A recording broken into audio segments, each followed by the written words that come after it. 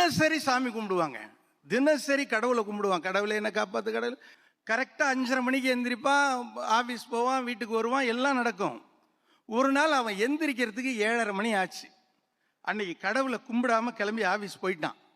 போய் வண்டி 2 வீலரை ஸ்டார்ட் பண்ணுறான், டயர் பஞ்சர். பஸ்ஸை பிடிச்சி போகலான்னு பார்த்தா டிராஃபிக் ஜாம்.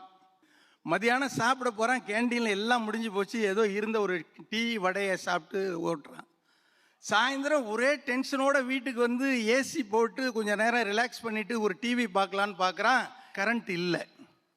இவன் உடனே என்ன பண்ணுறான், கடவுள் பா உன்னை இன்னைக்கு காலையில் கும்பிடாமல் போனது என் தப்பு தான், அதுக்குன்னு இந்த ஒரு நாளை என்னை ரொம்ப கொடுமையாக சோதிச்சிட்டியே அப்படின்னு சொல்லி கடவுளை உருகி வேண்டான். கடவுள் எதிரில் வந்துடுறார். கடவுள் சொன்னார், உனக்கு இன்னைக்கு டைம் முடிஞ்சு போச்சு.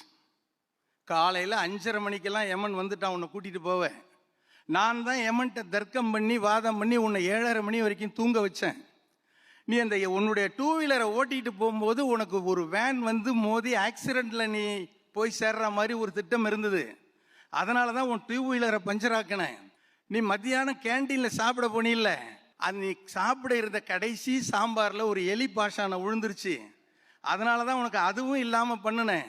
அந்த ஏசி மெஷினில் வந்து சர்க்கியூட்டில் கரண்ட்டு பாஸ் ஆகிட்டு இருந்தது.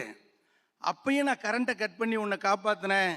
இவ்வளோ செஞ்சுருக்கேன், என்னை போய் திட்டுறியேன்னு கடவுள் சொன்னார். இவன் சொன்னா, அதெல்லாம் சரி கடவுளே, இவ்வளோ தூரம் செஞ்ச நீ என் கல்யாணத்தன்னைக்கு எங்கே போனேன்னு கேட்டான். கடவுள் கேட்டாரு பாருங்க ஒரு கேள்வி, டேய் நீ என்னை கும்பிட ஆரம்பிச்சதே கல்யாணத்துக்கு அப்புறம் தான்டான்னு.